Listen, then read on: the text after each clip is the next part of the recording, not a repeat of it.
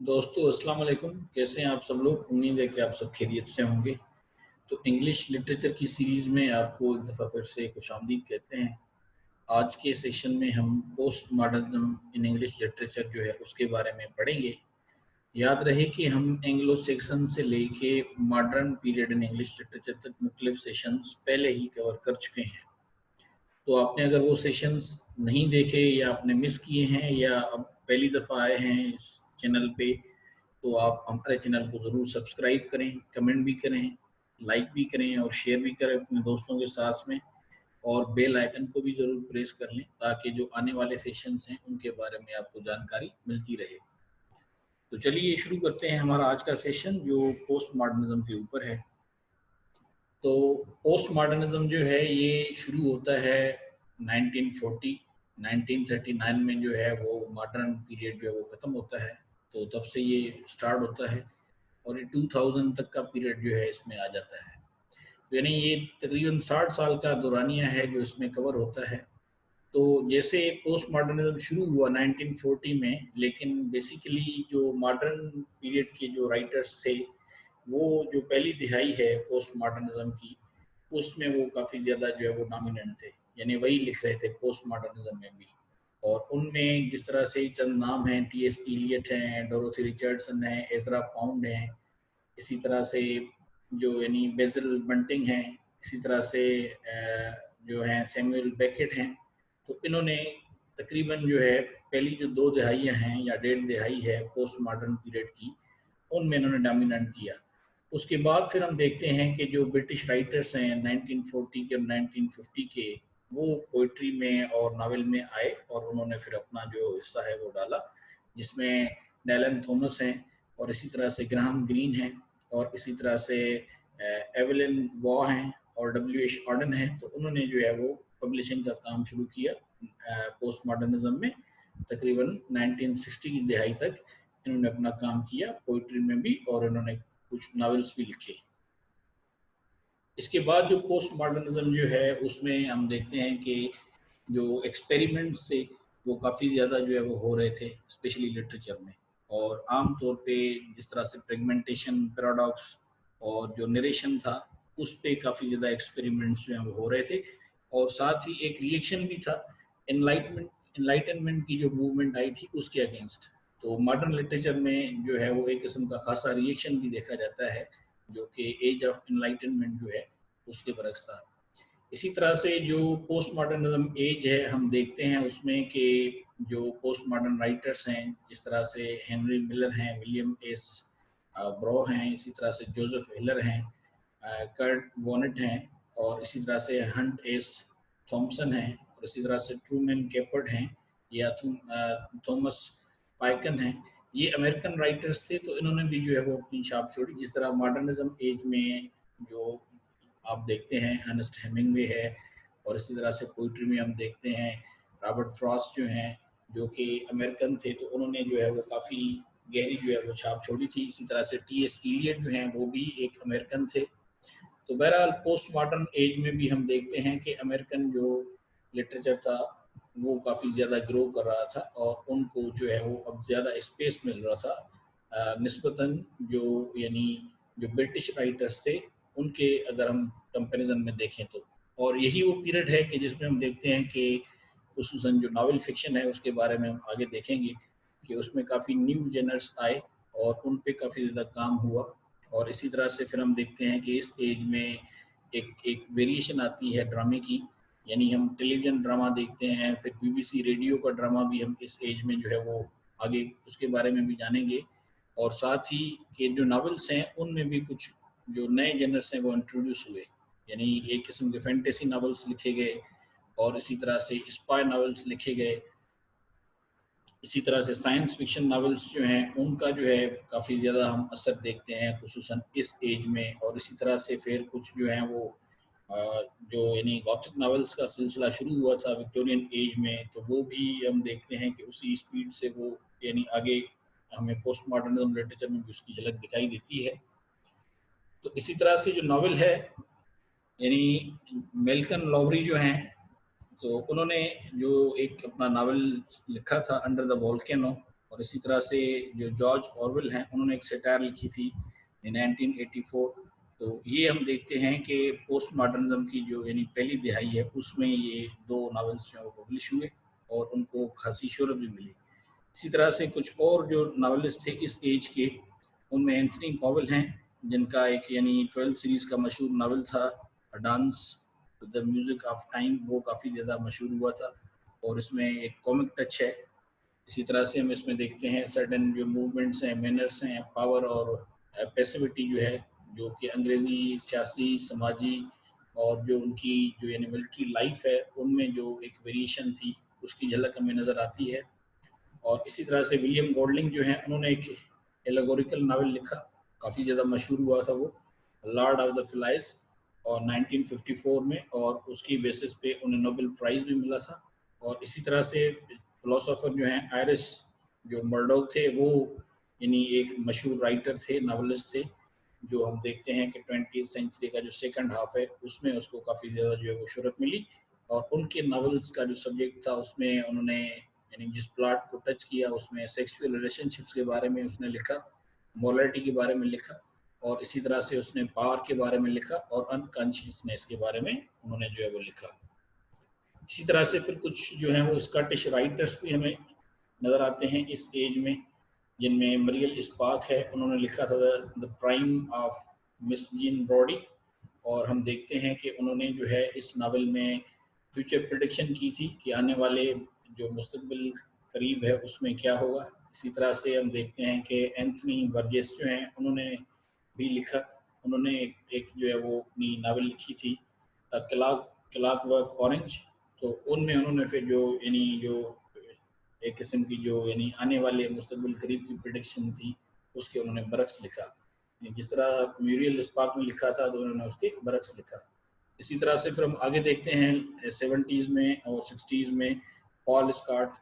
और इसी तरह से हम देखते हैं कि उन्होंने जो है वो ब्रिटिश रूल की जो जो यानी लास्ट जो आखिरी दिहाई है, जो यानी इंडियन सब कॉन्टिनेंट पे उन्होंने रूल किया उसके बारे में उसने लिखा, दी राज क्वार्टेट। और इसी तरह से फिर कुछ और आयरिश नावलिस्ट हमें इस एज में जो मिलते हैं, जिनमें जॉन जो है वो बेनविले हैं और साथ में कॉम टोबिन हैं, और इसी तरह से मार्टिन एमिस, इसी तरह से पेट बाकर हैं, और इसी तरह से इयन मैक एवन हैं, और इसी तरह से जूलियन जो हैं बेरनिस हैं।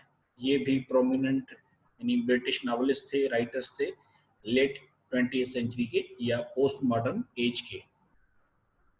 इसके बाद फिर हम ड्रामा देखते हैं। तो जिस तरह मैंने आपको शुरू में बताया था कि ये वो यानी पोस्ट मॉडर्निज्म की एज है कि जब जब हम देखते हैं टेलीविज़न ड्रामा, यानी किचन सिंक रियलिज्म जो है डेवलपमेंट हम देखते हैं, जिसे किचन सिंक ड्रामा भी कहा गया, क्योंकि टेलीविज़न की एक्सेस और रेडियो की एक्सेस जो है वो किचन तक थी, तो इस वजह से इस टर्म को कॉमनली जो है वो यूज़ किया जाता है, किचन सिंक।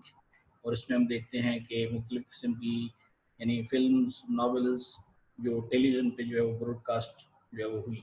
और इसी तरह से फिर इस एज में हम देखते हैं कि पहली दफ़ा जो यानी ये ख़ास टर्म है जो इंग्लिश लिटरेचर में यूज़ किया गया, एंग्री यंग मैन। तो ये एंग्री यंग मैन यानी वो एक वर्किंग क्लास के लोग थे जिन्होंने लिखा, और उन्होंने उसमें समाजी इश्यूज़ को हाईलाइट किया, सियासी इश्यूज़ को जो है उन्होंने जो है वो हाईलाइट किया। और उनका जो प्लॉट था वो यानी सोशलिज्म के बेस पे यानी मबनी था।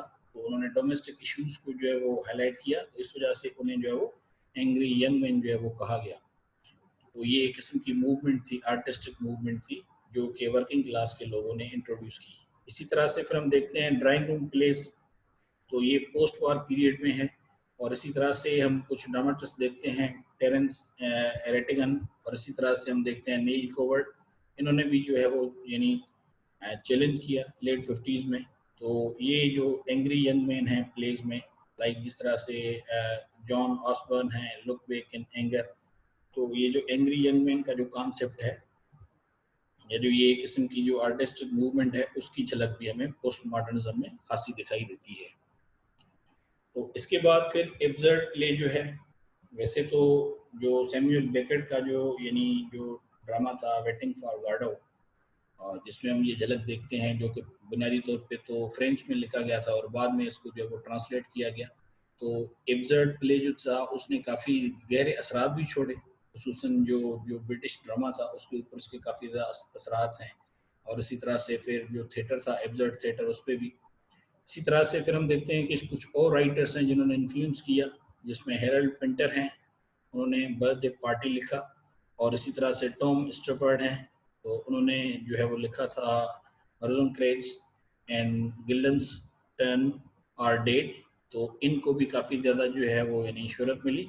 इसके अलावा फिर हम देखते हैं कि कुछ ख़ास जो हैं नए एलिमेंट्स जो हैं ब्रिटिश ड्रामा में, कि जो क्योंकि रेडियो पे जो है वो पहली दफ़ा ड्रामा जो है वो ब्रॉडकास्ट होना शुरू हुआ, तो इस वजह से हम देखते हैं कि बीबीसी रेडियो जो है उसका काफ़ी ज़्यादा जो है वो में एक ख़ास किस्म का जो है वो रोल दिखाई देता है। टेलीविज़न तो साथ में था ही, इसीलिए हम बीबीसी पे देखते हैं कि कुछ जो रेडियो जो प्ले राइट्स थे वो इमर्ज हुए, जिनमें कार्ल चर्चिल जो है उसका बड़ा नाम है।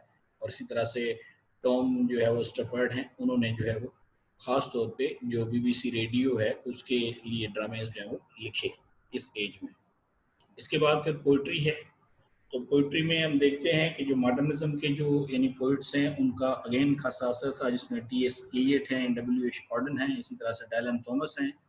तो उन्होंने जो है वो जो शुरू वाला जो पोस्ट मॉडर्निज़्म का जो दौर है उस पे तो उन्होंने जो है वो काफ़ी ज़्यादा यानी डोमिनेंट रहे ये तीन। और इसमें हम देखते हैं ख़ास तौर पे जो एलियट हैं और इसी तरह से विलियम बटलर यीट्स हैं, तो उनकी जो पोइट्री है उसकी फिर भी हमें झलक नज़र आती है। लेकिन साथ में जो डब्ल्यू.एच. ऑर्डन हैं, उन्होंने भी जो है वो काफ़ी जो है वो अपनी गहरी छाप छोड़ी। और कहा जाता है कि जिस तरह वो उनके वारिस थे, यानी इलियट्स के और यीट्स के।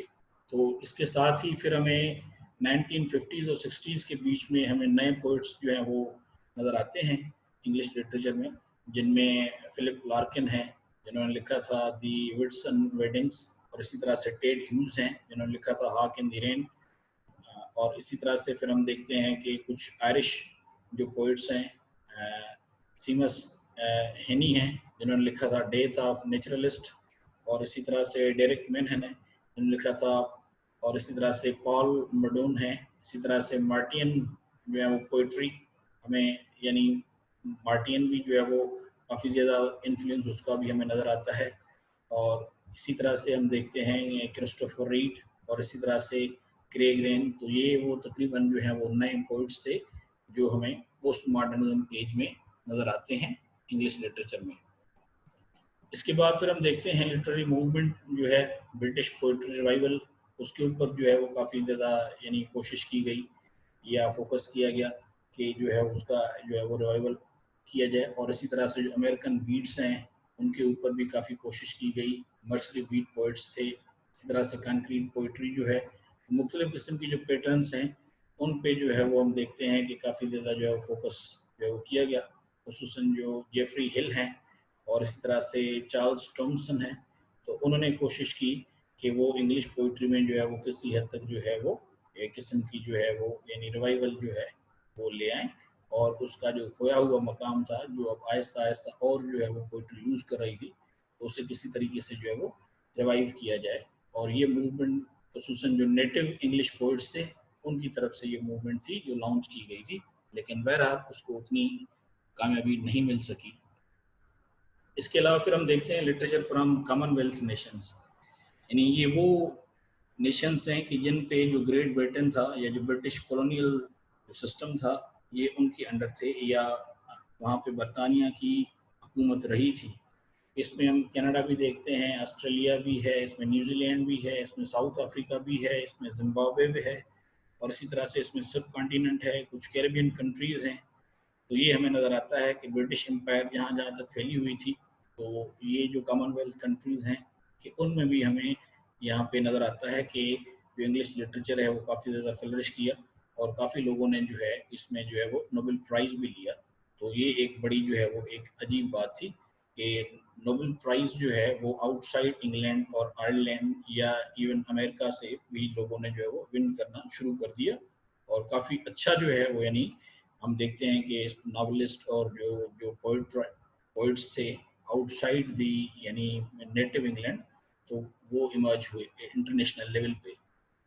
तो इसके बाद फिर हम देखते हैं कुछ कैरेबियन राइटर्स हैं जिनमें यानी जीन ड्राइव जो हैं वो बड़े मशहूर हैं। इसी तरह से हम देखते हैं जिम्बाब्वियन जो यानी एक लिटरेरी फिगर हैं जिसमें डोरिस लेसिंग हैं, और इसी तरह से साउथ अफ्रीकन जो है वो हम देखते हैं एलन पेटन, और वो काफ़ी ज़्यादा मशहूर भी थे ड्यू टू द किराए दी ब्लव कंट्री जो उन्होंने लिखा था वो काफ़ी मशहूर है। इसी तरह से हम कुछ नाइजीरियन जो है वो राइटर्स देखते हैं जिसमें चिन्ना अकेबे हैं, और इसी तरह से प्ले राइट हम देखते हैं वोल सोयिंका। ये पहले साउथ अफ्रीकन हैं जिन्होंने नोबेल प्राइज़ जो है वो यानी विन किया 1986 में। और इसके अलावा हम देखते हैं और साउथ अफ्रीकन जो हैं वो नॉवलिस्ट जिसमें नेडेन गॉर्डेमर थे, उन्होंने भी नोबेल प्राइज़ विन किया 1995 में। तो इसके अलावा देखते हैं हम कीनिया है और कुछ और जो है वो साउथ अफ्रीकन कंट्रीज़ जहाँ से लोग आए और उन्होंने काफ़ी अच्छे जो है वो नावल्स लिखे। खुसूसन जे एम कोडजी जो हैं उन्होंने नोबेल प्राइज़ विन किया था 2003 में। और इसी तरह से फिर हम देखते हैं कि अतुल फुगर्ड हैं कीनिया के।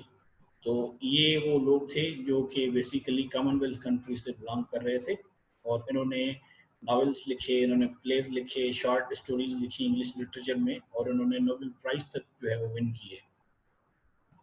इसके बाद फिर हम इस तरह मैंने आपको शुरू में बताया था कि जो फिक्शन है उस पर काफ़ी ज़्यादा एक्सपेरिमेंट्स किए गए, कुछ न्यू जेनर्स जो हैं वो फिक्शन में इंट्रोड्यूस हुए। हम देखते हैं इसमें कि एक हमें स्पाई जो नॉवेल्स हैं उसकी झलक आती है, फिर हम साइंस फिक्शन जो है वो भी देखते हैं, और इसमें हम जो है वो एक एक इसके अलावा फैंटेसी नॉवेल्स जो हैं उसको भी हम देखते हैं। तो ये जो नावल है हम देखते हैं कि वो वैसे ही डोमिनेंट जेनर था एज कम्पेयर टू पोइट्री और ड्रामा भी जो है वो अपनी वो जो उसकी जो पहली वाली पोजीशन थी, तो वो जो है ड्रामे में वो इतना ज़्यादा मज़ा नहीं था। तो बहरहाल इसमें हम देखते हैं कि जो नोटवर्दी राइटर्स हैं जो जिन्होंने डिफरेंट जेनर्स जो है नावल्स पे काम किया, उसमें उसमें रुथ रेंडल हैं, इसी तरह से पी.डी. जेम्स हैं, और इसी तरह से इयन रैंकिन हैं। अर्स्काइन चाइल्ड का जो मशहूर जो यानी नावल है दी दी रिडल ऑफ द सेंट्स, वो काफ़ी ज़्यादा मशहूर हुआ। और इसी तरह से स्पाई फिक्शन में हम देखते हैं कि स्पाई नावल जो हैं जिस तरह से जॉन ले कैरी ने जो है लिखा, और इसी तरह से हम थ्रिलर राइटिंग में इयन फ्लेमिंग को देखते हैं जिन्होंने बड़ा मशहूर जो है वो जेम्स बॉन्ड 007 कैरेक्टर को इंट्रोड्यूस किया था। और इसी तरह से फिर हिस्टोरिकल रोमांस में हम जॉर्ज हेयर का नाम देखते हैं, और इसी तरह से एमा ऑक्सीज जो हैं उन्होंने स्कारलेट पिम्परनेल जो है वो उसको काफ़ी ज़्यादा शोहरत मिली। और इसी तरह से हम सीक्रेट हीरो देखते हैं, या जिस तरह एजेंट टाइप का हीरो होता है जिसकी सीक्रेट आइडेंटिटी होती है। तो लंदन के ऑडियंस ने जो है वो काफ़ी ज़्यादा इन्हें यानी सराहा, और उन्होंने जो है इसको काफ़ी जो है वो एक किस्म का रिस्पांस दिया। और हम सीक्रेट आइडेंटिटी जो है जो स्कारलेट पिम्परनेल है उसको हम देखते हैं कि ये थिएटर में करीबन कोई 2000 टाइम जो है स्टेज पे परफॉर्म किया गया इंग्लिश में, और ये एक बड़ा ही पॉपुलर शो था जो कि स्टेज पे परफॉर्म किया गया 2000 दफ़ा। तो इस वजह से उसे काफ़ी ज़्यादा शोहरत मिली। इसके बाद फिर हम देखते हैं कि J.R.R. टोल्किन हैं, वो ऑथर हैं दी बॉबिट के। इसी तरह से Lord of the Rings C.S. Lewis हैं, और इसी तरह से द क्रॉनिकल्स ऑफ नॉर्निया हैं। इसी तरह से J.K. रोलिंग हैं जिन्होंने हैरी पॉटर सीरीज़ लिखी, और ये इंग्लिश लिटरेचर में कहा जाता है कि सबसे ज़्यादा बिकने वाली बुक्स हैं। तो ये काफ़ी ज़्यादा मशहूर हुए, और इन सब में जो है वो हम देखते हैं कि ये इसमें हमें जादू की झलक भी नज़र आती है, मैजिक भी नज़र आता है, सुपर जो है वो यानी नेचुरल एलिमेंट आपको नज़र आएगा, साइंस फिक्शन के एलिमेंट्स आपको नज़र आएंगे। ये एक किस्म के फैंटेसी नावल्स भी हैं जो यंग रीडर्स हैं उनको काफ़ी ज़्यादा जो है वो उन्होंने इनको सराहा, और उन्होंने काफ़ी इनको जो है वो रिस्पांस दिया। तो ये वो एज है कि जिसमें जो नावल है वो यानी ना सिर्फ ग्रो कर रहा था, लेकिन डिफरेंट जेनर्स जो हैं वो भी ऑडियंस उसे काफ़ी ज़्यादा सराह रहे थे इस एज में, पोस्ट मॉडर्निज्म लिटरेचर में। तो इसके बाद फिर हम देखते हैं लिटरेरी क्रिटिसिज्म, वो भी काफ़ी ज़्यादा यानी फ्लरिश हुआ और इमर्ज हुआ खुसूसन 20th सेंचुरी में। और इसकी सबसे ज़्यादा जो बड़ी वजह है वो ये है, या मेन रीज़न जो इसका था वो ये था कि यूनिवर्सिटीज़ काफ़ी ज़्यादा जो हैं वो पब्लिश कर रही थी मुख्तलिफ़ किस्म के जर्नल्स, और उसमें जो लिटरेरी क्रिटिसिज्म है इंग्लिश लिटरेचर में उसमें जो जो उसके डिफरेंट एस्पेक्ट्स हैं, स्पेसिफिक एस्पेक्ट्स थे, उनको एड्रेस किया गया, उन्हें हाईलाइट किया गया। तो एकेडमिक जर्नल ने जो है लिटरेरी क्रिटिसिज्म में काफ़ी ज़्यादा रोल प्ले किया खसूसन 20th सेंचुरी में, और इंग्लिश लिटरेचर जो है वो इमर्ज हुआ। और इसमें जो सबसे ज़्यादा ग्रोथ आई क्रिटिसिज्म की, उसकी बुनियादी वजह जो है वो यूनिवर्सिटीज़ थी, क्योंकि यूनिवर्सिटीज़ में लिटरेचर के ऊपर काफ़ी ज़्यादा डिबेट किया जा रहा था, और जो यूनिवर्सिटीज़ थी उनकी तादाद भी बढ़ी। तो एक किस्म का जो लिटरेरी क्रिटिसिज्म है उसमें हम खासी इम्प्रूवमेंट देखते हैं, बिलखुसूस पोस्ट मॉडर्न एज में। तो ये था हमारा आज का सेशन पोस्ट मॉडर्न एज के ऊपर। आई होप कि आपको इसमें काफ़ी ज़्यादा इंटरेस्टिंग इन्फॉर्मेशन मिली होंगी। तो अगले सेशन तक के लिए आपसे इजाज़त। बस जाते जाते आपसे एक छोटी सी रिक्वेस्ट है कि आप इस चैनल को ज़रूर सब्सक्राइब करें। अगर आपने इसे अभी तक सब्सक्राइब नहीं किया, बेल आइकन को भी प्रेस कर लें। आप अपने कमेंट से भी हमें ज़रूर आगाह करें, लाइक भी करें और अपने फ्रेंड्स के साथ शेयर ज़रूर कीजिएगा। तो अगले सेशन तक के लिए आपसे इजाज़त। So till the next time, have a nice time, it's good bye.